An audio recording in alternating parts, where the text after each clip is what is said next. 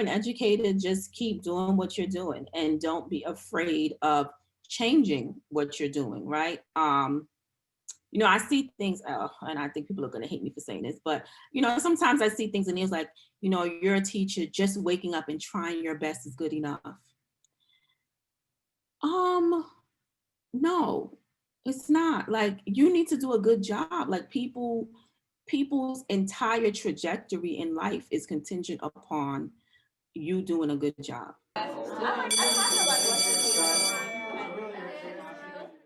Hello, hello, all those beautiful faces. How we doing? How we doing? Stephanie checking in with another episode of Class Disruption. And today we're having a conversation with fellow NYC educator and 11-year veteran teacher, Shinair Francis. But before we get into it, I need you to do all that good YouTube stuff.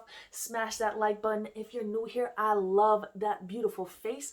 Welcome. Hit that subscribe button and that bell so you can see more of this beautiful face and the beautiful face of so many other teachers and stakeholders in the education space, as well as updates on news, politics, and whatever issues you want to hear about. Let me know in those comments down below, as well as where you're checking in from.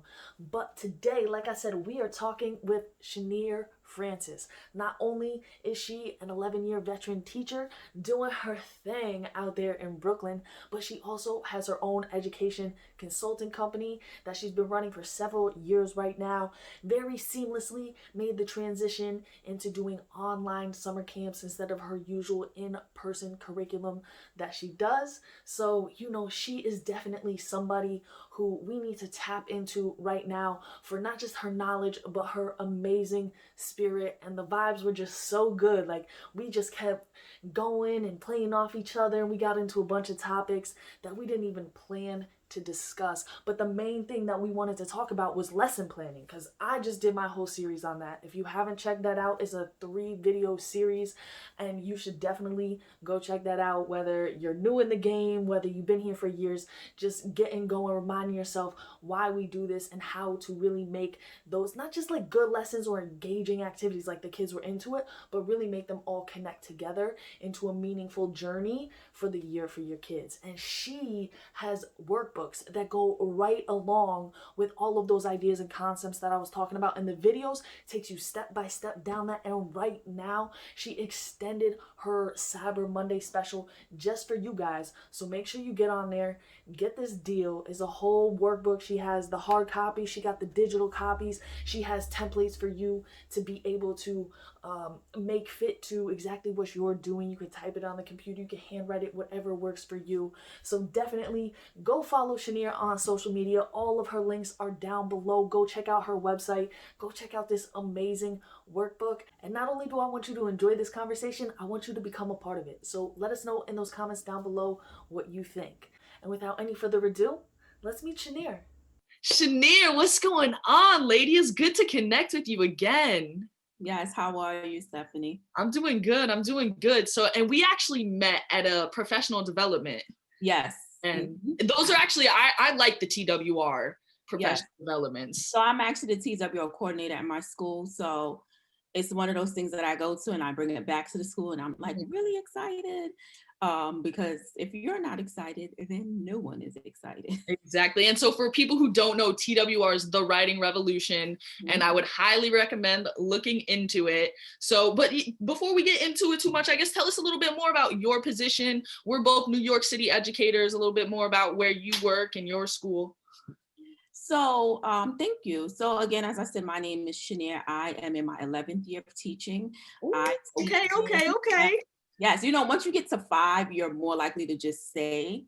I'm in year 5, so now I feel like before I used to just feel like I've been teaching for a while, Yeah, so once you're twice that, you're like really in it to win it. So this is my 11th year. I teach in Brownsville, Brooklyn. I teach high school English. This year, because I'm the remote teacher, I actually teach all grades. Okay. But traditionally, I teach 10th and 11th grade advanced placement courses. And at my school, it's a great school. I have quite a bit roles at the school. It's a small school, so anyone who works at a small school in New York City knows. Right. Yeah. So a small school, all of the jobs that used to belong to a different person now all belong to one person or two or three people, right? And so I did many things. I used to be the athletics director. Don't ask me because I do not know or play sports. But I did that for 8 years. The AD is actually really a paperwork job. It's really checking medicals and report cards and transcripts. And I was always a stickler for that. So I was good in that role. Oh, you would have been coming after me. Ooh. Yeah. The coaches, they always try to get you. You got to be on them. I was a cheerleading coach. Don't ask me how, because I don't know how to cheer or step.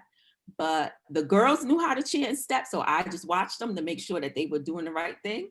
And you got that energy, you know, you got the vibes, you got that. That was it. But I didn't know how to with some authority. Yes. So please don't ask me to cheer step because I do not know how to do it. And then I transitioned into some roles that were more supportive. So now this year I'm what's known as a PCT, which is a peer collaborative teacher, which is a nice way of saying coach, teacher coach. And so I work with the teachers at my school, supporting them in different things, helping them transition in some extent to remote learning, also helping them with, professional development, planning, using technology, classroom management, just any aspect of teaching. I'm the person that they come to, which I really, really enjoy and I really love. That's awesome. I feel like feedback and like teacher coaching, it gets such a bad rap. Like whenever people talk about other people coming into your classroom, a bunch of dirty words start going around. So right. I love that you're like, I love doing this. No, I do because it's one of those new roles that the DOE created in conjunction with the U of T. And so traditionally those roles were like used by principals to like go in and like get people. And so now it's really for someone like myself who enjoys teaching, enjoys leadership, but doesn't want to be a principal necessarily, doesn't want to be an AP, but still wants to be in a supportive and leadership role. And so it's a really great in-between between being a leader and admin. And so usually when you come in, you're seen as someone who's there to help. Because usually, hopefully, the person who gets that position is someone who has a good track record at that school. Like a teacher's teacher. Right. And there's someone that people know, like, oh, this person is really good with the kids. This person is really, good with this. And so when you come and you speak or you help them, they don't have that animosity that usually comes along with what that role used to be, or with the admin. So that's why, at my school, I don't know about everybody else's school, but my school in Brownsville, that's how we do it. And so I really enjoy that role. And then my last and most recent adventure is I started my own education consulting company. I love his writing. Showing off, yes. Yes, I see. I told you it looks like Russian. He's doing his best. I started my own education consulting company called SF Education Consulting Company, which is just my first and last name. And it's an online education center where we had a really great summer doing virtual summer camp. And it was really nice. We had kids sign up for arts and craft, for basketball, for beauty, where I had one of my camp counselors who taught girls how to do manicures. And so it was just a really fun camp program. And so that's something that we're doing every summer. And so that was through your company? Yes, through my company. And so did you do that like contract through the DOE or like? No, I can't. I work for the DOE. Okay, so I didn't know. That's what I was gonna ask. And so you just put it up on the internet, and you were like, my summer camp. My website. I had the company for about 2 years, but I was mostly doing, like test prep, regions prep, stuff like that. And then COVID happened, and I'm like, well, the kids are sick of test prep, and they're sick of this prep, and they can't go to summer camp. So let's try to bring camp online. And so really, it was just like online camp classes where they did basketball. With we had some camp counselors who were, and all of the camp counselors are teens, which is great. So we had 2 teen boys, Justin and Ozon, who did basketball. Lori did cooking. She did beauty and arts and crafts. And I did anything that was academic, and it was all done remotely. And so if you did an arts and craft class or a beauty class, we actually shipped you all of the supplies that you needed to do that class. So if you were Cool. building a toolbox, everything you needed to build a toolbox, including the paint, the glue, everything, we shipped it to you, and then you were able to do it online with us. So that's something that we're definitely going to bring back. Nice. I love it. Because I had known about the workbooks, but this is like, you got Yes, it going yes. on over here. Okay. Yeah, so it's like, like I said, an online education center. So it's a little bit of everything. So I do the teacher development. I Mhm. do So new. you were like ready for this, like you were ahead of the game. Like you must be a super asset right now to your school. I would like to believe so. I definitely think I am a super asset to Own my it. Let's school. go. Let them Yeah, know. my principal is very, whenever I go to other schools or other PDs, or whenever I do like regent scoring or something, and I hear like other people complain about their school, I can't relate. I'm sorry. And to be Like, honest, me either. I can't relate, and I feel bad for people who are in those situations, because I think my principal is extremely supportive and appreciative of her staff. For example, today she like texts me and some other teachers. She's like, "Oh, I need to borrow $1,000 because I want to buy gift cards for all the kids for Christmas." And so we were like, "Oh, how much?" And she was like, $250 each. And we was like, "Okay, so do we sell it to you?" And she's like, "Guys, I'm joking." Right, but it was like, because she's that type of principal where you're like, yeah, let's buy the kids gift cards, let's I do that. love it. I So love it's, it. it's just a really good, She was testing you guys. She was testing yeah, you. I mean, she was just being funny, but Yeah. it was just like, still, I would think that as an administrator, it makes you feel good to know that your staff believes in what you're doing so much that they're like, "Oh yeah, how much you want? We'll send it." Yeah, You that's know, so. awesome. It's awesome you found a school like that. And I would relate very much. Obviously, I'm sure there's things you could complain about. I'm sure there's not everything's perfect, especially being in a small school. It's a Mhm. crunch, because you have to do multiple jobs, juggle multiple things. But I definitely appreciate and respect the way that we do things at my school, and I feel like it gives me the ability to like be my full teacher self. Mhm. It's such a shame. I meet these other teachers like you said, and I'm just like, I can tell they're not their full teacher selves. Right, But yeah, I want to talk about these workbooks, because you were just sure, you did like a big Cyber Monday thing. I yes. just did a whole series on lesson planning, so I want to know more about your workbook and your whole like approach and philosophy to lesson planning, because I know a lot of teachers out there right now are like, I knew Over it. lesson planning, over it. They are so sick of it. So my workbooks, it's very simple. It's a workbook teaching you how to properly lesson plan. And I call it a workbook and not a book because it's interactive. So it's parts for you to practice. It's parts for you to look at your current lesson that you have. And it's very descriptive. It's not like philosophical, which I feel like a lot of teacher books are. It's very philosophical, and we don't need that right now. We need things that are very concrete and specific. And so it's very specific. So it starts with the aim. What is the aim? What kind of aim should you write? What aim is best for your class? And then gives you direct step by step on how to do that. And then even gives you like a little checklist to see if your aim is meeting what was discussed Mhm. in the workbook. Then it moves into objectives. What are objectives? Why do we have objectives? How to scaffold your objectives, how to use the DOK wheel to scaffold those objectives. So very much like that. Very specific. You start at the end, backwards planning. That's what I was very Right, much right. backwards And planning. then I break it down each part, and then Mhm. I move into activity alignment. We see Mm. all the time people have great activities, and it doesn't match any of the objectives. It was just really fun. And then it's like, learn They it. were engaged though. Right. They were, and right. And so really understand that engagement doesn't mean fun. We want them to have fun, but that's not really what engagement is, Mm. right? And so, and then going into differentiation and then concluding with assessment, and then I actually give you a lesson plan template that you can use. And so there's also going to be an extra piece added in talking specifically about remote learning. because what I'm finding as the PCT and really just working with everyone at my school is like it's very easy to fall into letting whatever program you're using teach the kids. So I don't want to call out any specific programs because they're not giving us sponsorship for saying their names.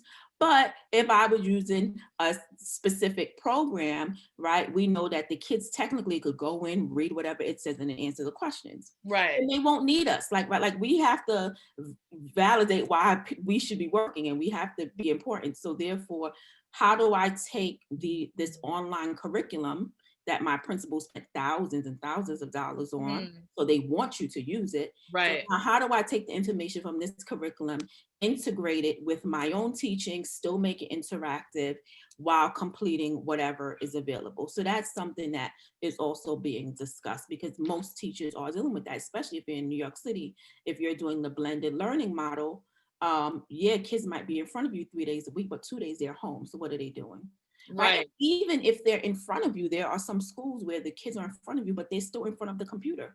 Right. Right. So it's like, okay, well, we're still using this technology. How do I still take this curriculum, this information, and alter it, modify it for the students that are in front of me? So that's really what's in the workbook.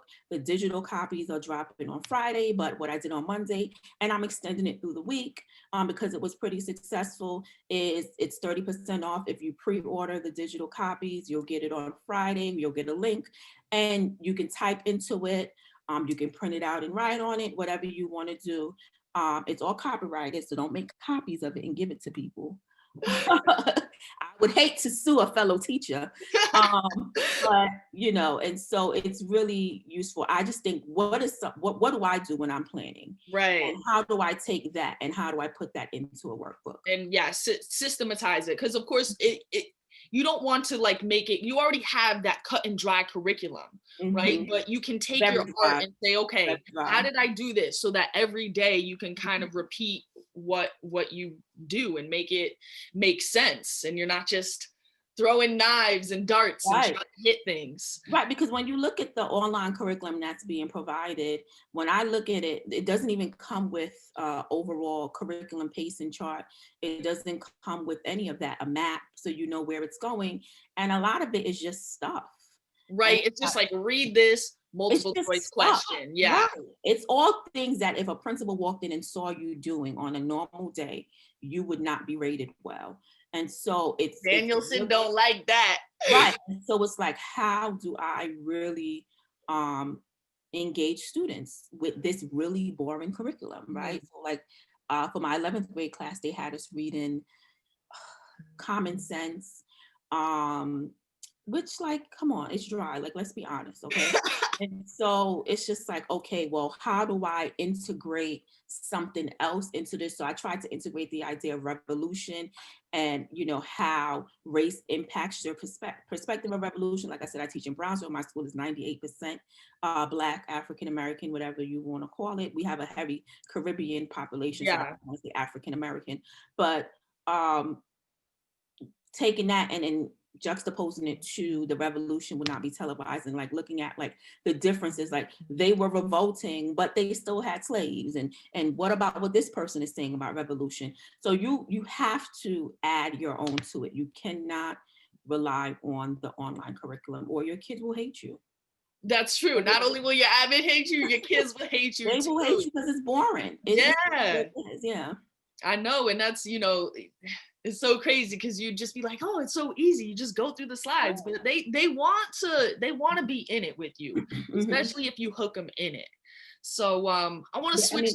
Go ahead. You want to add something? No, I mean, they're already home, right? Yeah. Like about when you're home, every day I fight not to go back into bed because I'm home, right? So they're already home. Some of them are like trying to learn in the bed.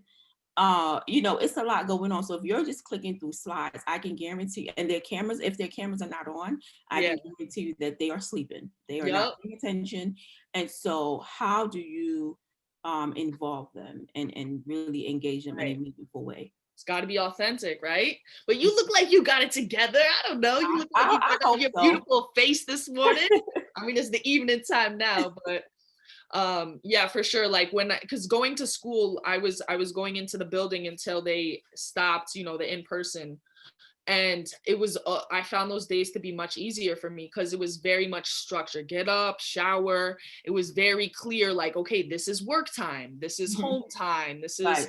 and so when I'm home, I have to be super intentional about how I set up my day, like get out of bed, like take a shower, like put on some clothes, like. No, I actually, if people follow me on Instagram, it's FS Education Consulting, and on every other platform, Twitter and Facebook, is just SF Ed Consult.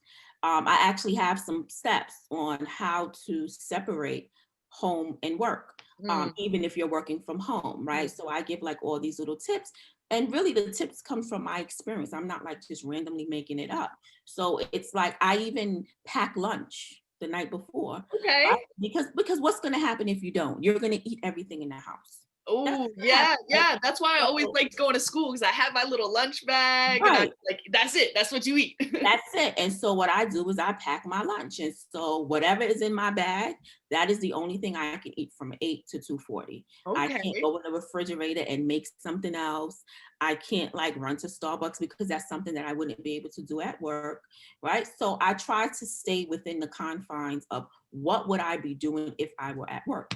I would not be going in the bed and taking a nap on my lunch break, right? Which is what I was doing in the beginning. And then I would wake up and I was exhausted for the rest of my classes and hungry because I didn't eat because I took a nap. Yeah. So I'm like, okay, what do I do, right? So like what I started doing was I only work from my desk. That's it. I don't sit on the couch. I don't go, yes, son. I don't sit on the couch. I don't go in the room. I stick to my desk, right? So like that's my designated area. So whenever I sit there, my body knows you're at work. You're at work. See, I even stand. I got mine, so I'm standing up here. Okay, so I don't stand. But I definitely have, my space, and I try to stick to the space. So I try to wake up. I do enjoy waking up a little bit later because I live in Westchester, but I work in Brooklyn. Okay, so we're kind of close then. Yeah, I used to wake up. Where are you? I'm in Stanford. Oh, Stanford. Okay, yeah, okay. I was thinking about moving to Stanford, actually. It's a nice area, if you ever want to come through, I'll show you around. Yeah, I was thinking about it because my family's in Fairfield, so I'm like, okay, yeah. But that's too far up. That's too far for driving. Yeah. No, it's basically like being in Westchester and Stanford. But yeah, so I actually thought about moving up there. I'm still thinking about it, but I drive far and I wake up super early. Yeah, Brooklyn is super far because I go to the Bronx. Okay, right. So I'm like, to get an extra hour or two of sleep every day, I'm in heaven. But in the beginning, it was like, your son is so cute. In the beginning, I was overdoing it. So I was waking up like 10 minutes before work started, right? Like, yeah. Okay, the spring was tough. The spring was tough, but it was different though. Like, just like when I feel like it was like traumatic. You know what I mean? Like, but now it's kind of like, okay, we've adjusted. I understand some people are a little bit slower to adjusting than others, but come on, it's been like 9 months now. Right. You gotta have some sort of routine. We gotta have a routine. Yeah, that's my. and I try to. You have a young son. I don't have any children, much to the detriment of my mom and my grandmother. But I don't have any kids yet. So I try to be empathetic, right? So like for me, it's very easy to have a routine, right? Because it's me. I'm the only person that I have to get dressed. So I try to be understanding of like people who, maybe you have to get a person dressed, like your son keeps coming in the room when you're doing this interview, right? So it's like, those things happen and right. We understand, but we can't take it too far. Like, I don't know if you saw the Post, who we all know loves unions and teachers. They posted something of like a teacher who was on a hammock and teaching like yeah. The New York Post had a thing blowing teachers up. Yep. And so it's like, guys, come on, we are professionals. We have to respect that we are teaching people's children. And we have to respect what we're doing. And no one is saying that you have to be in front of the camera with a suit and a tie.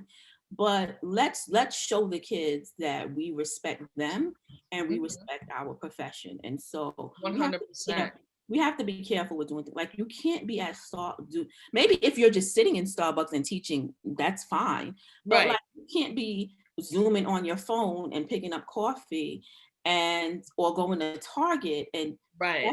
that's just disrespectful. And I find, this is just me, my social activism part of me, is that we feel very comfortable doing these things when we're teaching certain populations, right? Hmm. So where I'm in Westchester, I'm in Yonkers, but I'm positive that no teacher who teaches in Scarsdale or Hartsdale would think to do that if they were teaching, right? Like they wouldn't do that to those kids. Hmm. So let's let's respect who we're teaching and respect our profession enough to take it seriously. It is hard. It's new to everyone. And I find that remote teaching to me, and I'm sure other people feel that way, it exhausts me more than in person. I don't know why. I cannot explain it. Maybe there's a psychologist or a therapist who can write me and help me understand how am I more tired being home than I would be at work. I don't know if it's the lack of sunlight, Hmm. the lack of movement. Yeah, I think probably some of all that in terms of like student expectations. So Mhm. that's my question now is like I'm hearing this continued call for just like, well, in New York City they got rid of Fs, and there's calls for like getting rid of the standard test or the state test or just tests in general, just like totally changing expectations.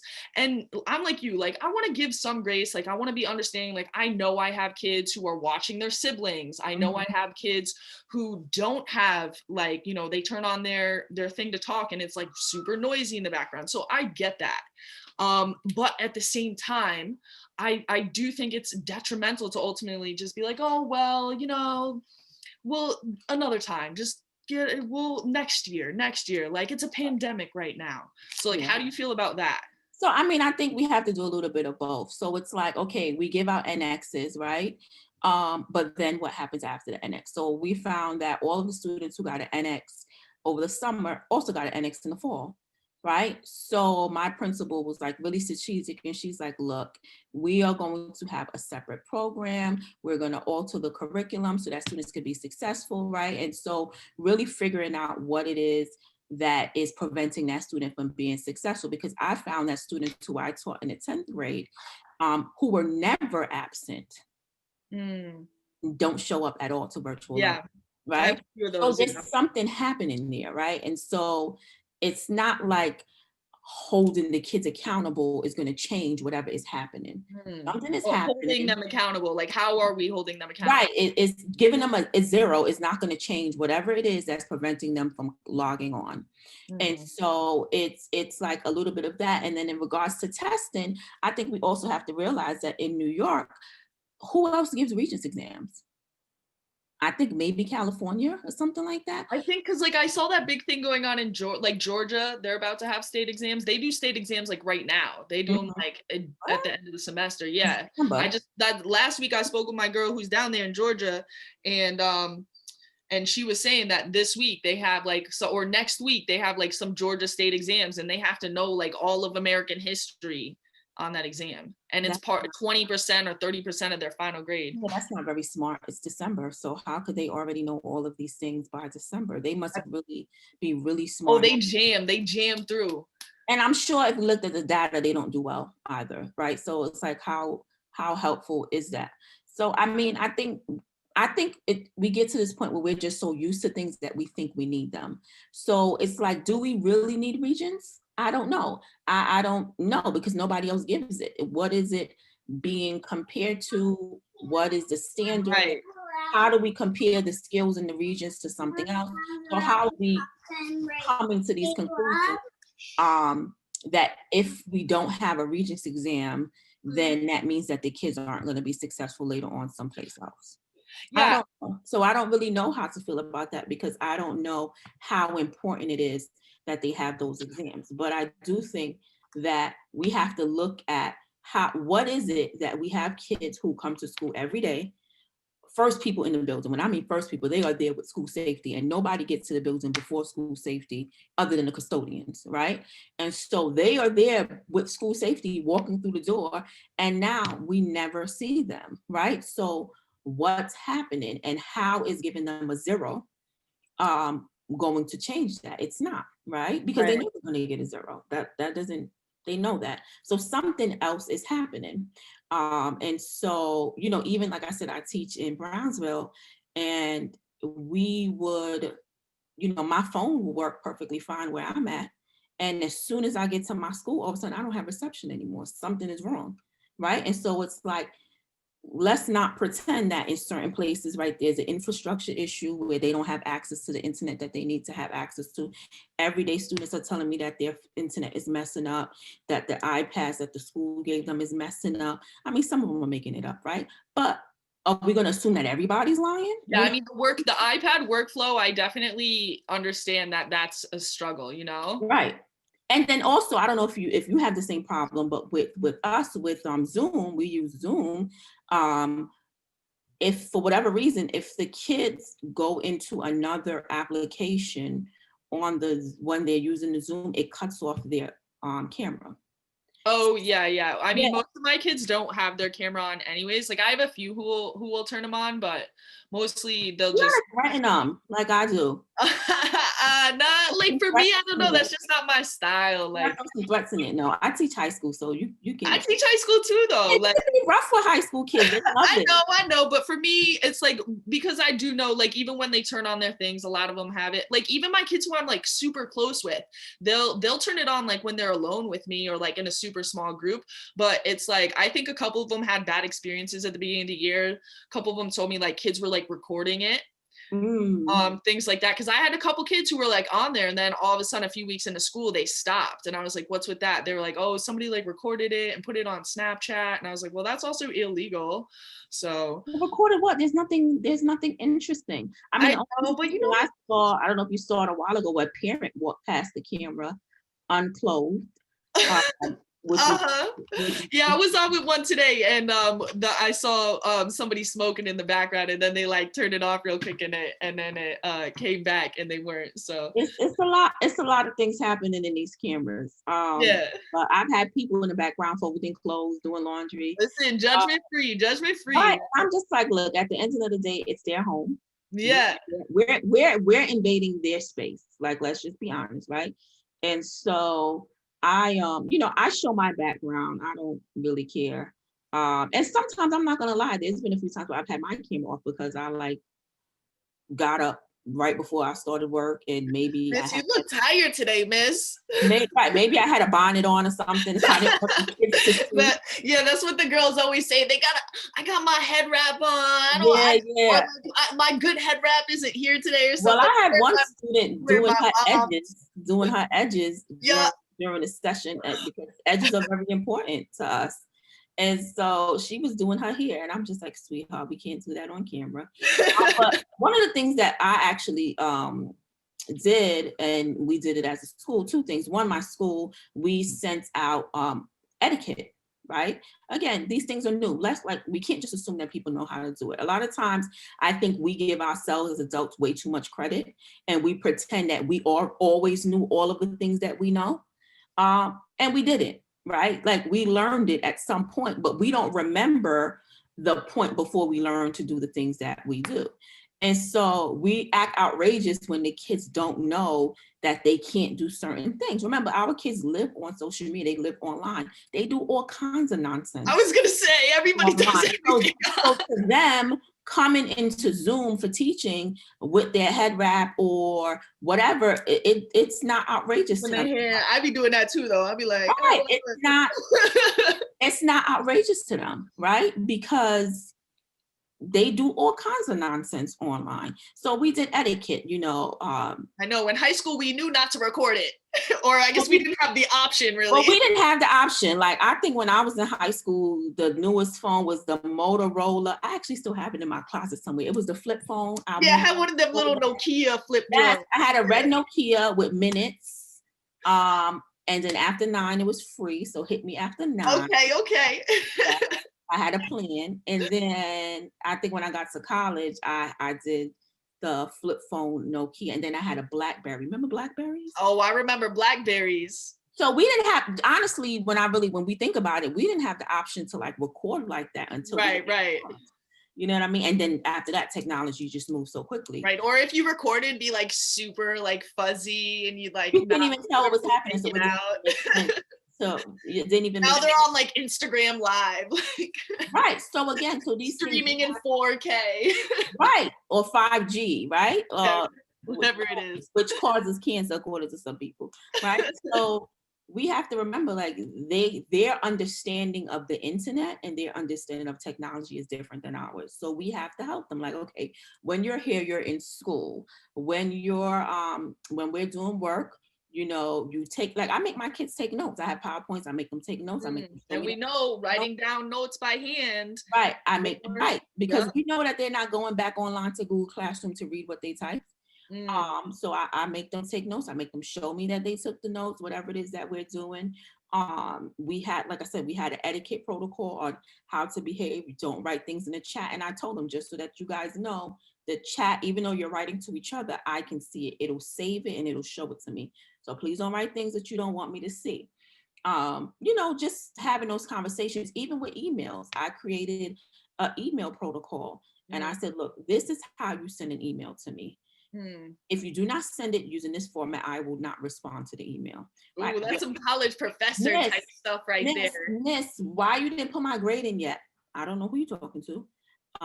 My name is not Miss. And this is how you ask me, right? So I told them, like, put a subject, because sometimes what they'll do is they'll write the whole email in the subject, right? We've seen that. So they'll put the I whole get parent emails like that.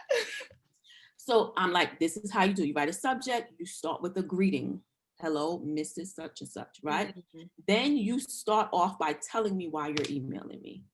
I noticed that my grade is missing for whatever, right? I said, and then you tell me what you would like to see. Ooh. Can you please input my grade or let me know if a mistake was made or whatever? I said, and then you I'm stealing that. I'm stealing that and I'm implementing that tomorrow. Right. No, actually, again, it's on, if you follow me on social media, I have it posted. So I have the email template actually posted, which says how students, you know, telling students how to send an email. And I posted it to my Google Classroom. And whenever they send me an email, I would say, please refer to our email etiquette format and resend this email. I love it. I love it. Yeah, I hate the one, my least favorite emails. Why do I have this grade? I'm like, I can see exactly what you can see. Right. Like, you can see what's missing. You can see my feedback. I'm like, if you're going to send me an email about your grade, you need to be very specific. Why did I get this grade on this assignment? Or what does this feedback mean? Because I don't just send back like grades without being like, this is the reason why. So well, I mean, that's also one of the I guess drawbacks of using so many different platforms, is that if I'm using one platform and the kids are doing work, that platform tells them that they have one grade. And then I put their work grades into another platform, and then that platform tells them that they have another grade. And so they always go, Scheduler, what do you use? We use Jupiter Grades. And so, or Jupiter Ed, I think it's called now. And so they always go with the platform that gave them the highest grade. And so they're like, but on such and such, I have 100. And I'm like, no, you don't have 100. What it's telling you is, based on the assignments that you did, you have 100, but you're still missing 14 assignments. Got him. Right? But again, that's the only thing. It's like, we know that they're not going to go through all these places to put together their grade and calculate it. They just going to, oh, that's a 98, miss, I have a 98. And that's the end of the conversation, right? And so, you know, that's one of the drawbacks of using so many different platforms, but you don't have a choice. You have to do it. Because if you only use the online platform that they give you with the curriculum, they're just not learning anything. So I have a question. This is like the question I've been asking all my guests recently, is because it's like, you know, class disruption, that's what this is called. So it's about, you know, making those big, bold changes, or maybe sometimes it's not like seen as this big thing, but what is a change? And I think COVID has pulled back a lot of things. We've talked about testing, we've talked about student engagement, all these different aspects. What is a big change that you would like to see happen within the profession, whether it's something that's like super grassroots and like within the teacher and like student parents, or if it's like more top down? What do you think is really gonna like be that thing that helps us turn to the next phase of education? I mean, it's a few things, and they all don't apply to New York City, right? So, for example, in New York City, we're pretty good about not doing this. So that's one thing I appreciate about us. So if there was a, on social media, there was a posting of a young lady who was being arrested. I think it was in Georgia, and she was being arrested. And she was kind of fighting back against the cops. She's like, don't touch me. Kids, they don't know. Don't touch me. I'm gonna call my mother or whatever. And so when they posted or explained the story, they were in the building and she left. They were wearing a mask all day. She didn't want to be in the building anymore, so she left to come outside. It was the end of the school day anyway, right before their bell was gonna ring. So she left to come outside to wait for the bus. And so they came to arrest her for cutting school. And so a lot of the comments were, of course, it was a Black girl. And a lot of the comments were, these kids have to listen, they have to follow the rules, if she would have just did this. And so my perspective was, we've gotten so accustomed to supporting oppressive policies that we're not even questioning them. Shouldn't we be asking, why is it a criminal matter that someone is cutting school? Because it's a felony. She was being charged with a felony. So why is someone being charged with a felony for leaving the school building? And so that's something that New York City is pretty good about. We don't charge students with crimes for cutting school and things. But in many parts of America, the school to prison pipeline is serious. And I would say, even when it's not like super explicit like that, just so the compliance oriented kind of structure of schools, which I think most schools, regardless of where you are, kind of are like, sit in your seat, move with the bell. And it's not like I'm totally against all of that, but I think that we could structure it so that it's a little less compliance oriented. Well, we do it in a way that we don't think beyond it. And we respond to people not following the rules as though whatever that rule is, it's more important than the person that we're talking to or the person that we're dealing with. So here we have in parts of this country where people are getting criminal records for things like talking back to the teacher. That's crazy. It's like, I wonder, maybe the teacher should be invested. Some of these things, like, sometimes the way that I hear teachers talk to kids. Right. And so it's just like, what, and of course those places are overwhelmingly Black places, right? And so it's so that's something that I would love to see change. There should be no criminal offense attached to misbehavior in a classroom or in a school. Those are matters that need to be handled as a school matter, right? So you cut class, you get detention, you get suspended, you fight, depending on the severity of the fight, right? Because they might be fighting, weapons are used, that's different. But if it's a fist fight that kids have, or I had fist fights in high school. I went to in high school in the Bronx. In middle school, we used to like plan fights. And we like go very much so. These kids are a lot more bold than we are. But when we were at high school, we had a place called the Park, and people planned their fight, and they went to the park, and they fought, and they had brawls sometimes, right?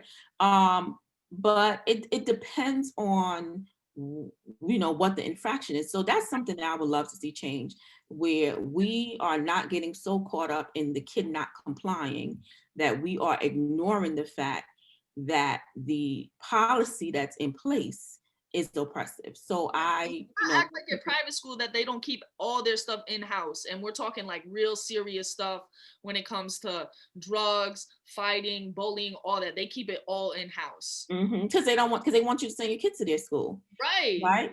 But even like some schools where kids are getting suspended because they don't have their collar isn't proper, and they're not wearing their jacket, and it's like, we used to get points at my school. You're going to take them out of school because their collar isn't popped? I don't understand that. So that's something that I would like people to really rethink. And then the other thing that I would like people to rethink, which I think, unfortunately, COVID is having the reverse effect that it should be, right? I thought that COVID happened and it would cause people to be more empathetic and recognize that There's so many things that people don't have that we don't think about, and how our students are impacted by so much inequity and inequality. And unfortunately, I find that the opposite is happening, is where there's a lot of complaining, oh, they're home and they're still not logging in, or they have an iPad, we gave them a free iPad and they're still not doing this, or their parent isn't making sure that they're logging in. A lot of our kids' parents are essential workers, Mhm. and they're probably working even more now under what's happening because their coworkers are getting sick. I've had students who their whole house had COVID. And so I think that it's very easy sometimes, if you are in a position where, particularly us, right? We don't have to worry about any layoffs this year in New York City. Um, where like you're getting your check and you're good, and it's easy to forget that like there are people who are not good. Right. They're not good, and there's nothing wrong with us acknowledging as teachers that this is hard and this is new for us, but it's harder for the students. Yeah. Because they don't have our education, they don't have our degree, they damn sure don't have our salary, they don't have our health benefits, or our pension plan, praise the pension. They are, they don't have a lot of these things that we're not thinking about. And so I hope that this really helps people understand class in America, because as we saw teachers, and we're a little frustrated by it, right? Like, people like, oh, the kids need to go to school. No, you just want me to watch your kid. Like, I know what's happening here. And so I hope we don't depend so much on certain systems to overthrow all of the inequity of the world, right? Like, we need all of the systems working so that everybody can be successful, right? So like if everyone had a decent wage, or if everyone had, let's just say, for example, if you look at other countries, I can't think of any country off the top of my head, Canada or whatever, people got a stipend or stimulus or whatever you want to call it every month, right? We didn't get that in America. Well, I didn't even get the 1,200, but for people who did get it, that was what month was that? March, Yeah, April? it was early. April What's today's date? is November. They trying to get another one through. Right. So, but you have other places who are getting that every month. Right. Right. And so we wouldn't have this push to open schools. We wouldn't have this push if we had a society that was fair, economically fair, because people wouldn't be depending on the school as a building for their kids to go while they go to work, because they would be able to afford for them to stay home. Right. And so we're right. So all of these things are now exploding at once. And I really hope that when it's over, we can step back and look at it and say, you know what? Schools are really important. So let's do a better job at funding it. You know what? Infrastructure in community is really important, because when Corona happened, all of these kids in the biggest school system in America didn't have access to internet, or they lived in neighborhoods where the internet was really spotty and bad. So maybe we should really invest in infrastructure. I know I read somewhere, I don't know if it was Philly, or I think it was Philly, where they decided that this was last school term, they wouldn't even give kids grades because they could not guarantee that students would have access to technology at home, right? And so they said, we just can't give grades, right? Okay, fine, that's okay for now, but moving What are forward, we gonna do? Like, how are we going to make sure that they do have access to so technology? I wasn't planning to ask you this, but I have a question. Like, what do you think about school choice? Because, like, I think, right, like in New York City, we spend like $28,000, right, Mhm, per student, mhm, and but my question is like, there's no way that money makes it down to the classroom. It's mhm. getting stuck in all these bureaucrats and this and that, and like I just think like if every family had even like $15,000. And they said, okay, you have $15,000 and you can choose a school to go to. Mhm. And then these schools are like, okay, if you come here, we'll give you a laptop, Wi-Fi, and boom. And like, I just feel like then people could say, okay, like I want to go to this school because they're gonna make sure I have this and that, or I want to go to this school because it's gonna give me the in-person option I want. I just feel like it's just like so big. And like what's ridiculous right now is it's like there's like 335 kids that are doing blended, 35,000 kids, and people are like, well, the majority are doing online. And my thing is like, okay, yeah, the majority are, but 335,000 kids is one of the 10 biggest school districts in the country. So like I don't know, Big number. yeah, it's a huge number. So even though 700,000 are online and we should definitely be supporting them, I don't think we should say that we have to like go all in on online learning. Mhm. Like there should be an option for in-person too, because that's like most school districts aren't even half that big. Mhm. So But I think also we have to think about the 335 that are in school. The 335 are probably the kids who need to be there the most. They need the most support. yeah, So like you I was talking can't. to one of my kids today and she was like, Miss, I'm so sad. Mhm. Like, you know, she really like she's like doing okay and she's like keeping up with it and stuff, but for her it's just about like it's a place to go where she can feel good and uplifted and have, you know, just a little bit different of a atmosphere maybe than she's generally used to. Like even when we were in school, she's like, Miss, when is it going to be like every day, you know? Right. So Yeah, I mean it's hard, but in regards to the original question about school yeah. choice, when I look at data or places where there was a push for school choice, it was not very effective, and it ended up pulling resources, which is what it's supposed to do. That's the intent behind it. It was pulling resources from the public school system. I don't And get that argument though. I don't get that argument because here's the thing is it's like the public isn't the money for the kid, not for the system. but the kids are in the system, Right. right? So And that kid has money, right?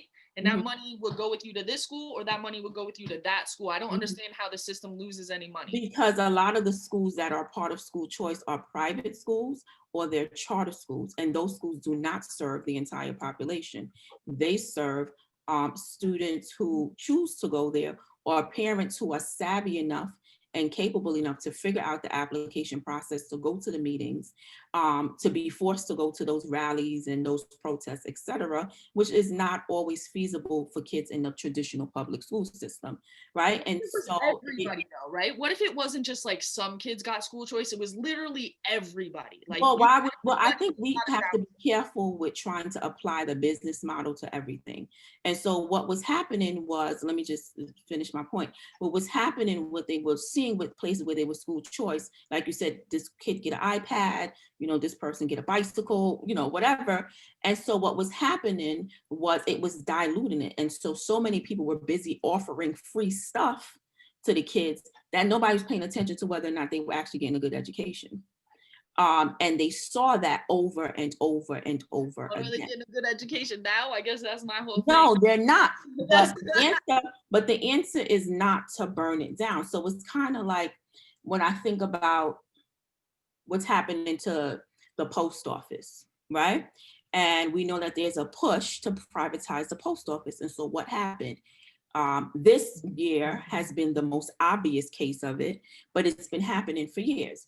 And so what they did was they deliberately allowed the post office to fail. And then they said, well, the only way we can fix it is to privatize it. And so school choice to me is kind of like the same thing. It's kind of like the idea of privatizing, because if you think about it, a place like New York City school system, we're just using us for an example, all of the schools are under the New York City Department of Education. So there is no need for school, quote unquote, school choice in the sense of my kid money goes here, my kid money goes here, because the kids choose what school they want to go to. Well, at the high school level at least, right? Right. To some, but I'm sure there are some middle schools that kids select, maybe not elementary school, but the kids choose what school they want to go to, and they're all under the same system. What ends up happening, and we've seen it particularly with the big schools. My alma mater, DeWitt Clinton High School, was a big school. We had like 5,000 kids when I went there. I'm not gonna say what year because it's none of y'all business.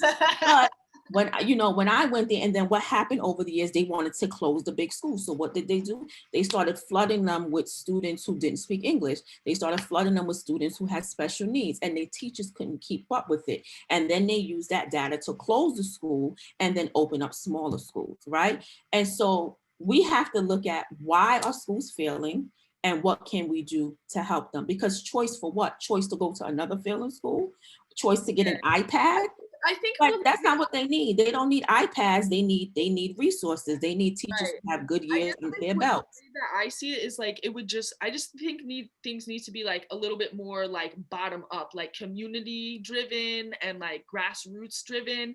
So like for me, like you said, it would be like a business model, but Mhm. I see like by giving the families the funds, the power of the funds, I actually see it as like a really like grassroots, like bottom up, like not trickle down, which I see our system is very trickle down right now, versus like I see that as a way to like push up from the bottom and like Mhm. empower the family to be like, okay, well, you don't just have to go to one of these choices. Or like even in New York City, like I was listening to that Nice White Parents podcast, and like it does, Never even heard of it. like there's choice though, you're still like kind of limited. Like everybody knows what the good schools are and what the bad schools are, and they all fight to get into those schools. Mhm. So I just think like it would be a little bit more, I don't know, the I parents might. understand what you're saying. What I would like to see, is, because again, when I hear school choice, I'm thinking about the traditional sense of school choice, which was really parents taking organizations, convincing parents who were desperate to Right. find good schools for their Yeah, like I kids don't think I'm to talking take about that. Yeah. the voucher or whatever and then bring it to a private school, right? And then when that kid's, or a charter school, and then when that kids give them a hard time, they kick them out right before testing, right? And then they send them back to the public Yeah, school yeah, yeah, without the funds, by yeah. the way, because the funds already went to the first school, right? And that happens. And so that's why I'm not really with that. I feel like, let's fix the public school system that we're in, because the majority of our kids, particularly minority children, go to public school. Right. And so we need to fix that Yeah. system. But I was going to say something else. Age is really Nah, I sorry. was gonna say something else, and I cannot remember for the life of me what I was gonna say. Oh, what I was gonna say, yes, now I remember, is what I would like to see is for our system, particularly again, we're in New York City, to be more organized. I Mm. feel like it's too many schools, like it's very confusing. And I would like to see it more streamlined, right? Do you think more streamlined? So what I mean by that is, if I'm a kid who really likes arts, right?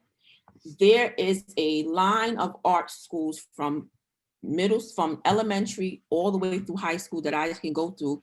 And those programs in each school line up with each other. Got you. And Okay. so I have this continuum from elementary through high school where I can go to these art schools, and these programs all connect with each other. Yeah. And then what happens is those schools talk to each other. We're almost feeding you, kind of speak, Yeah. our kids, Like right? And what's that, baccalaureate, whatever. right. And so you go up. I'm really into technology and science. And Right. so STEAM from program. middle school from elementary through high school, there is a continuum of schools, a good list, right, in every borough that I can go to where these schools focus, like really focus, because schools say they focus on things and it'd be like one class, right? Okay, Like yeah, yeah. really focus on these things. We're law and community service, by the way. Huh? We're law and community service. We have some law classes. Right, but what I'm saying, I really like law, right? So maybe say by middle school, I like law, I like to debate, whatever. And Yeah. again, now there's these schools from middle school through high school that I can go to, and then maybe even all the way through city colleges, city and SUNY schools, I like that. where if you went, so for example, my family is in Fairfield, so my brothers go to a magnet school. The school before that is called Discovery Middle School. It's a magnet school as well, and it's very tech based. If you go to that school, you automatically gain admission into the high school version of it. Cool. right?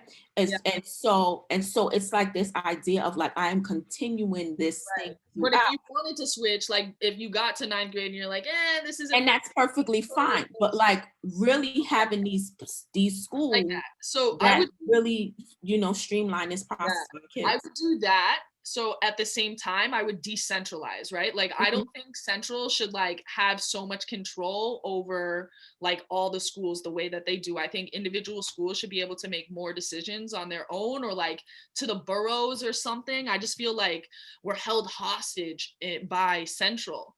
Not that they have no role, but I think that they have way too much. But I like what you're saying. Like you should be streamlined in the way that I should be able to like go to this program and be able to follow it. Cause like you said, in the suburbs, that's pretty common. We have Right. some And that, it aligns in a real way. Again, some kids say we're a college prep school. All kids are college prep school. That's not good enough. What else? Right? Like what like a else are real we doing? program, like a real program. Right. Like And I should be able to follow it. So for right. example, my brother, my oldest, well, he's not my oldest, my second to last oldest little brother, I don't even know what to call him, but he's in his freshman year of college, right? So they're in Connecticut. They offer a community college for free for all of their residents, right? And so he had got accepted originally to UConn, and I said, I will fight you. You're not going to UConn. You're Do going your to 2 community years and college for then free. get your Right. PA. I'm like, wait, who you think you are? You think you look rich? So he goes to a community school for free, which works out perfectly because everything's online anyway, right? So he goes to the school for free, and what they do is they have a program that automatically connects to the state schools. Right. If you So get they have a track, 3 right? points That's in GPA. right. They have a track that's specific. So if you take all of these classes and you keep this GPA, you automatically get into UConn, or you automatically get into whatever, right? And so I would like to see a little bit more of that, so that our kids really have a I think real the small schools killed track it, and you know? path. I didn't hear you. I said the small schools killed that. Like when they moved from those big But schools, that was the point. That yeah. was the point. I don't want to step on any toes, but the mayor that we had at the time, who broke up the big schools, that was the point, right? Because a lot of the small schools could not survive being small schools. And then when they closed, charter schools came into their Right. place. Okay. I see. Right. So that was the point. And so one of the things I know that happened before I became a teacher was that the teacher's budget came from Central. So schools didn't have to worry about. So they were okay with hiring Right. I senior remember. teachers, veteran teachers, and then they changed it and they transferred all of that to the school's budget. And what do you think happened? Now schools are afraid to hire teachers that cost a little bit more money. They Yep. don't want the veterans in their school because it's going to eat up more of their budget. So again, Yep. so that's why I'm problem hesitant about these choice and these things, because I understand how the system is used in a way to further whatever that agenda was. I would love to do like a series on this, like actually like investigate, do some stuff, and then maybe we can like have another talk about it when because like right now I'm just mostly speaking off of kind of like what I know, like at least you Right. have lived experience of going through it. Mhm. So I think that would be super interesting to look into that. I also want to do like a thing on, have you listened to Nice White Parents? No, I never heard it. You just Okay, so it's a New York Times podcast, and it came out over the summer. It's like a 5-episode series, and she goes into the history of how basically like nice white parents have controlled the school system, where schools are built, and the honors programs and this and that. And I would love to have like a roundtable discussion with some teachers from New York City Mhm. about their thoughts and feelings on that podcast. I mean, but what are they trying to say, that was wrong? Saying, like if white parents want a school built somewhere, then they're gonna do it for them, and they don't care about like it's about equity. It's about equity and power and who gets what and who gets to control like the politics of public schools. Well, I mean, I remember I was reading an article. I can't remember the town, but it was in the South, And it was like, you know, the tale of two cities, right? So let's say town A and town B. And so what they did was, like, because, you know, oppressive systems are very clever. So what they did was they would say, you know, town A was the affluent, predominantly white community. Town B was a poorer Black community. And so what they would do with and the schools were vastly different, right? They literally showed like the holes in the ceiling. The football coach was also the science teacher. All kind of stuff was going on, right? And he wasn't certified. I'm not saying that you can't be a coach and a teacher. I'm saying that he wasn't certified to teach, right? Whatever he was teaching. And so what they would do is every year they would pass a budget, right? And they would say, let's say town A gets 10,000, town B gets 10,000, right? They would say, we're giving them the same amount of money, but town A paid more property taxes. And so what they would do is that they would just pass a resolution for a bond, and then they would use the rest to fix up their school, but town B couldn't do that. Right.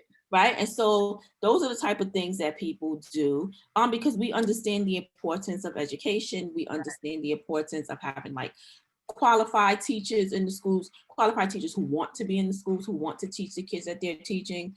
And so, you know, oppressive systems are very slick, and it's very clever. If you listen to the podcast, I would love for you to listen to it, and then we can, like, you know, maybe if you get another one of your friends to listen to it. I know a couple people listen to it, then we can do like a round table discussion about. Well, I mean, you don't even have to think about suburban parents. Look at New York City when the mayor. Well, it's about New York City. Oh, okay. When the mayor and the chancellor talked about the gifted programs or certain. Yeah, that's what it's about. That's what it's about. They went crazy, and these were progressive people with Hillary Clinton stickers on their car, right? And they went crazy at the thought of their children having to share. Mind you, and these were people who live in gentrified neighborhoods. So they were moving into people's communities. They say they want it, but they won't send their own kids. They'll say they want it, but well, even and as a public school teacher and a proud public school teacher, that was always my argument with charter schools, right? They say they're so great and they're so amazing. Show me one charter school in America that has a predominantly white student population. Yeah, I don't know. I think that they mostly come into areas white people like stuff that's good for their kids. Yeah. So if it was that good, you would be able to show me some, right? And so they see the oppressive nature of those schools, right? The kids walk in the hallway, they can't talk, they got to keep their head down, all kind of nonsense. And I'm sure there are good schools, and I'm sure there are like when I always think about New Orleans, for an example, right, where their system was completely ravaged by Katrina. And so it made sense that they needed private funding to like rebuild their schools. And I think, I don't know if it's still that way, but New Orleans is 100% charter at this point. I was gonna say, I would be interested to see in how it's stacking up and stuff. So I'm gonna do more. I'm gonna send you the link for the thing. Yeah, I would love to see it. But I mean, those videos were amazing. I mean, one woman said, we just have to accept that some people just won't have what other people have, or something to that effect. All right, you gotta send me that. Yeah, I gotta look for it. But she was, again, these were well-meaning parents who voted for Obama, I'm sure, who loves Michelle's outfits, who wanted Hillary. We got plenty of those. We got plenty of those. Feminist women who wanted Hillary to be president, and they were losing their minds over Black kids coming to their school. And they probably lived in predominantly Black neighborhoods, or used to be predominantly Black neighborhoods. So it's you know, it's interesting. Even when I think I used to before, you know, Corona hit us, work as a selector for one of the alternate teaching programs in New York City, and we would go to a school in Cobble Hill. And on this side of Cobble Hill were all the, you know, gentrified homes, and then on this side, I think it's Gowanus housing projects. And it was so interesting to see how, even though, so for example, let's say at this part of the block is the traditional bodega, right? And all the way at the other end is the more high-end bodega or you know, cafe. I was like, can you call it a bodega? A cafe that's sold like the exact same thing for twice the price, right? And people who lived in the brownstones right across the street from the bodega would walk all the way down the block to the other store to get a $3 bagel. But they don't have any pastelitos though. Right, to get a $3 bagel. And so that kind of shows you, right? Like, I can live here, but that doesn't mean that I want to be a part of the community, or it doesn't mean that I want my kids to go to the school or, or Oh, whatever. you're gonna And love then also, not love, but you're definitely gonna be into nice white parents. This is I'll all. see. But then I also think, like, because I know some people say things like, integrate them or whatever. But I also think, like, we need to look into that. Is that really the best That's option? my Or, question too. right? Because when you look at historically what integration did to the Black community to some extent, I don't really know if integrating the schools is the best option for the kids who are already in those schools.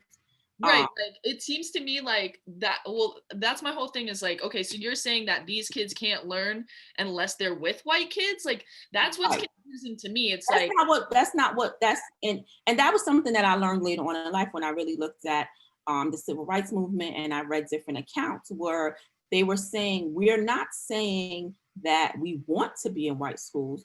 We're saying we just know that's where all the money is. right. Yeah. Right? And so Busing, remember, yeah, and there was like a split. The NCAA was for busing, and then there was other Black leaders. What's his name? It wasn't John Lewis. It was another big civil rights guy. I can't remember his name, but he split away from the NAACP because he was like, no, I don't want busing because you're going to take our kids away from better teachers where they right. are. So well, they were showing Black kids were doing exceptionally well. Yeah, they just want better funding. Right. And so the issue was just funding, and the issue was funding, and the issue was resources. The issue was equity. The issue was access to a diverse group of teachers. The way that teachers are taught, what does it mean to have CRE in the school? Being able to hold teachers a little bit more accountable. And so that's the issue, right? I know, like, say it's parenting and culture, and if the kids didn't have Jordans, all oppression would disappear. I love when people say that. But it's a little bit more than that. It's a little bit more difficult than that. So that's always my concern when I hear those kind of things. It's like, but is that really the answer though? Like, do we really need our schools for the kids to lose their culture or lose being the majority? Because once it gets watered down, then the needs of those students are no longer going to be central. Nobody's going to care anymore. Because now they're trying to appeal to a different population. Like, I'm not against integration. I just don't know if integration necessarily needs to be the goal. Right. The goal needs to be equity. Right. The goal needs to be good funding. The goal needs to be good teachers.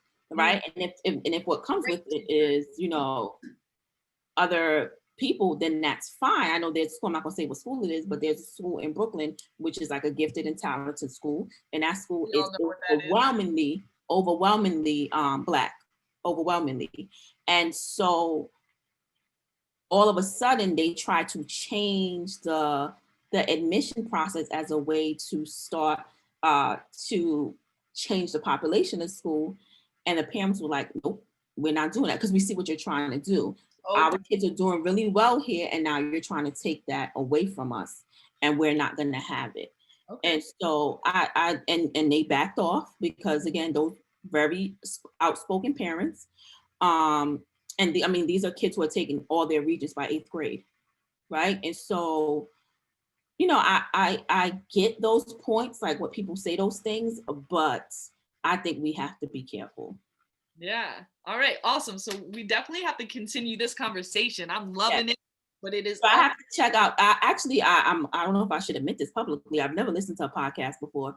So is it a podcast or is it just a podcast? It's like a series. It's like a audio series. Not a traditional, not a podcast like this necessarily. Okay. But she has like audio tapes, interviews. She'll like go places. She has like audio of like school board meetings and stuff, and then she like adds on her own commentary. It's very well done. All right, I gotta check it out now. Yeah, check that out, and then we'll like meet up, talk about it, some friends. And to wrap things up, just what do you want to leave the people with? We had a good conversation going on. But any words of advice, inspiration, motivation you want to leave everybody with?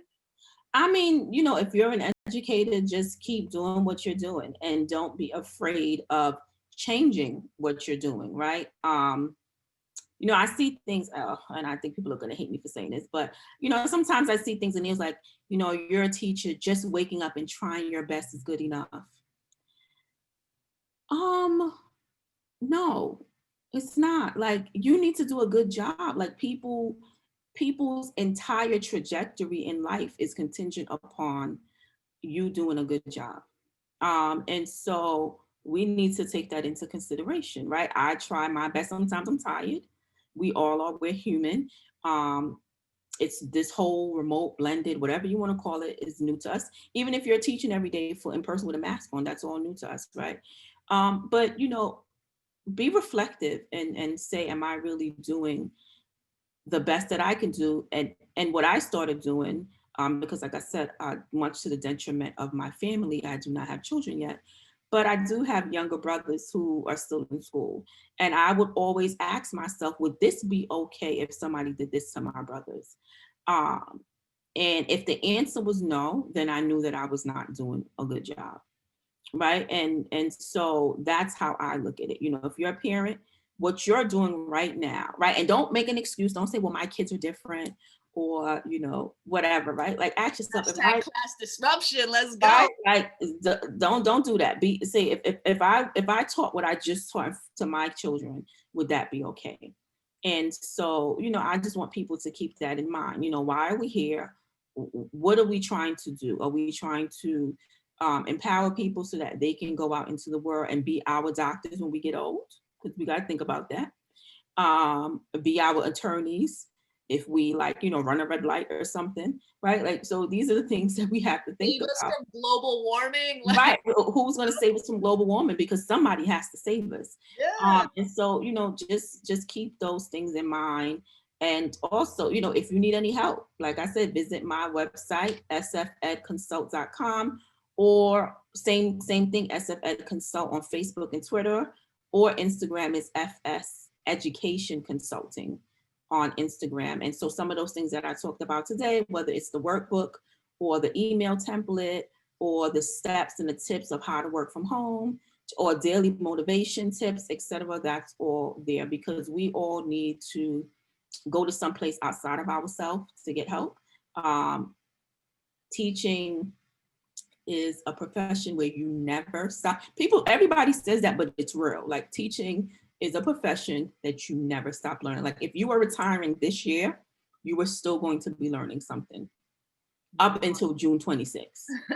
And I just want to know, I need to talk to the union. Why are we still ending at the end of June and we had to work on election day? We taught on election day, right?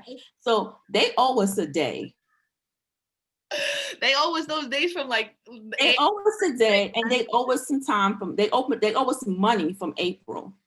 I think that's coming back around in, like, their next round of negotiations or something, Yeah, they owe us some time. So I just want to know, why this is necessary, because everybody else is out of school in June. They on the beach, they living it up. Yo, but I was like loving it when they were all back in school, like in the beginning of August, and I'm like, what? We still got like a month and some out here. So I couldn't imagine going back to school in August. I'm like, it's so hot. Early, they were off like in the beginning of June. I was like, so. But that's what I would leave people with. Just keep reflecting, keep trying. Know that we are doing. Someone told me the Lord's work. I told them I was a teacher. They said, you're doing the Lord's work. Know that you're doing good work, and that it really is just. I love my profession, and I really hope that the people who are watching this, or who are thinking about teaching, or whatever, that they feel the same way, because I really, really love my job, and I love my kids, and I love my school, and the people that I work with, and I really hope that everyone has that experience. And if not, don't be afraid to move on, right? Like, it's okay. It's okay. It doesn't mean that you're not doing a good. Maybe it's just not for you, and there's nothing wrong with that. Or you just need a new school, right? Like, it's okay to move on, and without feeling like a failure or whatever. I always say, I hope that the kids I taught my first year can forgive me, because I really hope that they forget. They like me because I was like the cool teacher. I always had like different hairstyles, and I dressed really nicely. So I was like cool, but I don't know if they learned anything. And so, if you are watching this, I just want to say I'm sorry. I've gotten better over the years.